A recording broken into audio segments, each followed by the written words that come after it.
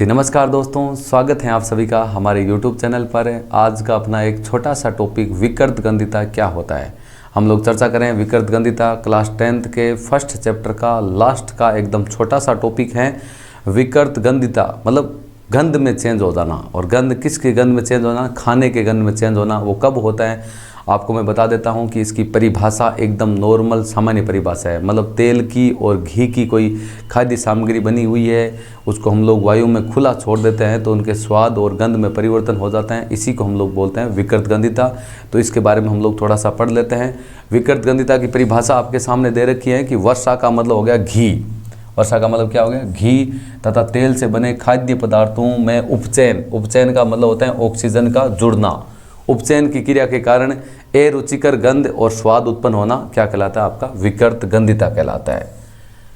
वर्षा और तेल से बने जितने भी आपके खाद्य पदार्थ हैं उनका उपचयन होने पर, उपचयन का मतलब उनको वायु में खुला छोड़ देने पर, ऑक्सीजन से अभिक्रिया होने पर उनमें अलग प्रकार की गंध और स्वाद आने लग जाता है। इसी को हम लोग क्या बोलते हैं? आपका विकृत गंधिता बोलते हैं। और उदाहरण के रूप में हम बात करें भाई, गर्मियों के दिनों में हम बात करें सब्जी का जल्दी ही मतलब खट्टा होकर गंध देना। अब गर्मियों में आप देखते हो कि आप अपने घर में सब्जी बनाते हो, सब्जी बनाने के बाद में उसमें थोड़ा सा स्वाद, थोड़ा टाइम ज़्यादा हो जाता है तो उसमें स्वाद अलग प्रकार का, गंध अलग प्रकार का हो जाता है। उसी को आप लोग विकृत गंधिता बोलते हैं।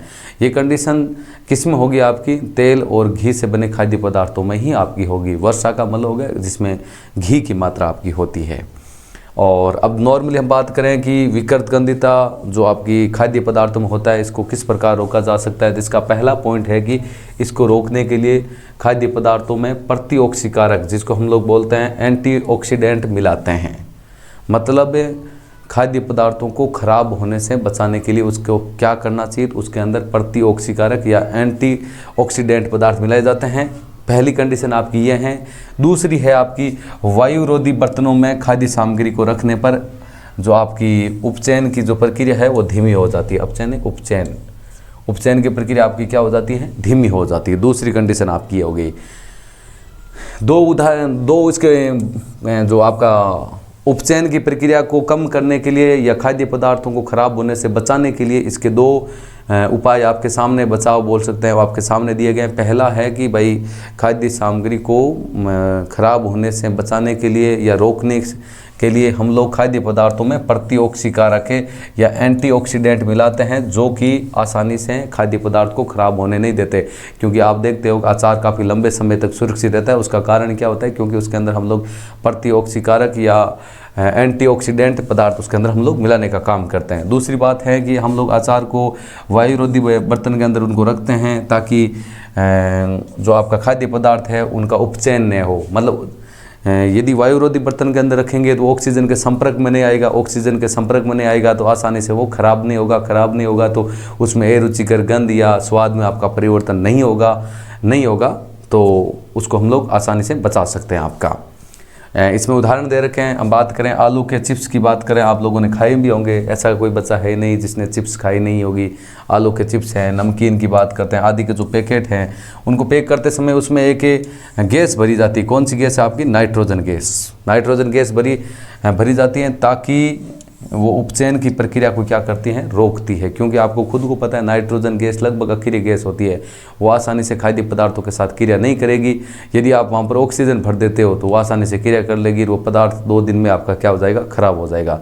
हम लोग देखते हैं कि चिप्स की थैलियाँ होती है लगभग 1 महीना, 2 महीना, 3 महीना, 4 महीना तक खराब नहीं होती। उसका कारण क्या होता है? क्योंकि चिप्स की थैली, नमकीन की थैली, उसके अंदर नाइट्रोजन जो लगभग आपकी खाद्य पदार्थों के साथ अक्रिय गैस है वो भरी जाती है, जिसके कारण उनकी उपचयन की प्रक्रिया क्या हो जाती है? धीमी हो जाती है या उपचयन की प्रक्रिया को रोकने का काम करते हैं। तो ये आज का अपना एक छोटा सा टॉपिक विकृत गंधिता की परिभाषा आपके सामने दे रखी है।